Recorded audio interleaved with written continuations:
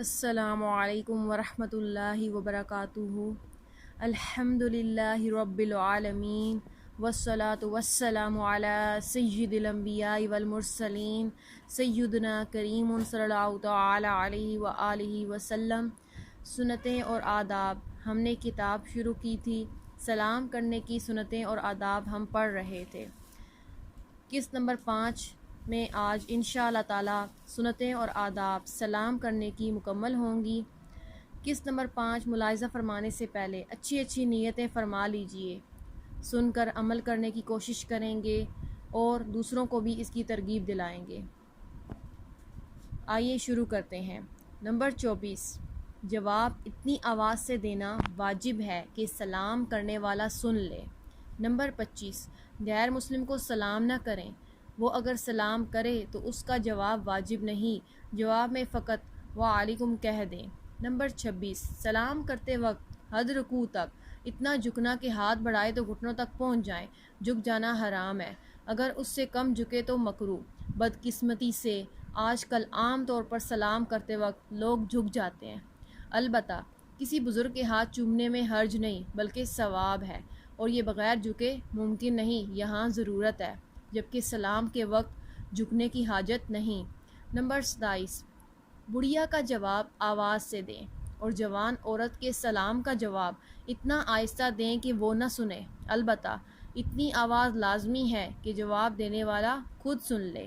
Number 28، جب دو اسلامی بھائی ملاقات کریں تو سلام کریں، اور اگر دونوں کے بیچ میں کوئی ستون، کوئی درخت یا دیوار وغیرہ درمیان میں حائل ہو جائے، پھر جیسے ہی ملیں دوبارہ سلام کریں۔ حضرت ابو ہریرہ رضی اللہ تعالی عنہ سے مروی ہے کہ حضور تاجدار مدینہ صلی اللہ تعالی علیہ وآلہ وسلم نے فرمایا، جب تم میں سے کوئی شخص اپنے اسلامی بھائی کو ملے تو اس کو سلام کرے، اور اگر ان کے درمیان درخت، دیوار یا پتھر وغیرہ حائل ہو جائے اور وہ پھر اس سے ملے تو دوبارہ اس کو سلام کرے۔ نمبر 29، خط میں سلام لکھا ہوتا ہے، اس کا بھی جواب دینا واجب ہے۔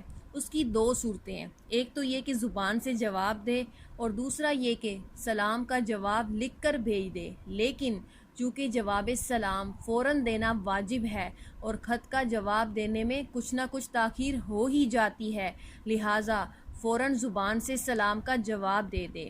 اعلیٰ حضرت جب خط پڑھا کرتے تو خط میں جو السلام علیکم لکھا ہوتا اس کا جواب زبان سے دے کر بات کا مضمون پڑھتے۔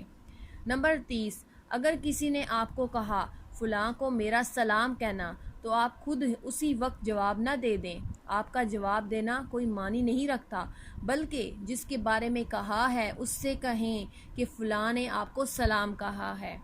نمبر 31، اگر کسی نے آپ سے کہا کہ فلاں نے آپ کو سلام کہا ہے، اگر سلام لانے والا اور بھیجنے والا دونوں مرد ہوں تو یوں کہیں علیکہ وعلیہ السلام، اگر دونوں عورتیں ہوں تو کہیں علیکی وعلیہ السلام، اگر پہنچانے والا مرد اور بھیجنے والی عورت ہو علیکہ وعلیہ السلام، اگر پہنچانے والی عورت اور بھیجنے والا مرد ہو علیکی وعلیہ السلام۔ ان سب کا ترجمہ یہی ہے، تجھ پر بھی سلام ہو اور اس پر بھی۔ نمبر 32، جب آپ مسجد میں داخل ہوں اور اسلامی بھائی تلاوت قرآن، ذکر و درود میں مشغول ہوں یا انتظار نماز میں بیٹھے ہوں، ان کو سلام نہ کریں، یہ سلام کا موقع نہیں، نہ ان پر جواب واجب ہے۔ امام اہل سنت امام احمد رضا خان علیہ رحمۃ الرحمن فتوی رضویہ جلد 23 صفحہ 399 پر لکھتے ہیں، ذاکر پر سلام کرنا مطلقاً منع ہے، اور اگر کوئی کرے تو ذاکر کو اختیار ہے کہ جواب دے یا نہ دے۔ ہاں، اگر کسی کے سلام یا جائز کلام کا جواب نہ دینا اس کی دل شکنی کا موجب یعنی سبب ہو تو جواب دے کے مسلمان کی دلداری وظیفہ میں بات نہ کرنے سے اہم و اعظم ہے۔ نمبر 33، کوئی اسلامی بھائی درس و تدریس یا علمی گفتگو یا سبق کی تکرار میں ہے، اس کو سلام نہ کریں۔ نمبر 34، اجتماع میں بیان ہو رہا ہے، اسلامی بھائی سن رہے ہیں، آنے والا سلام نہ کرے۔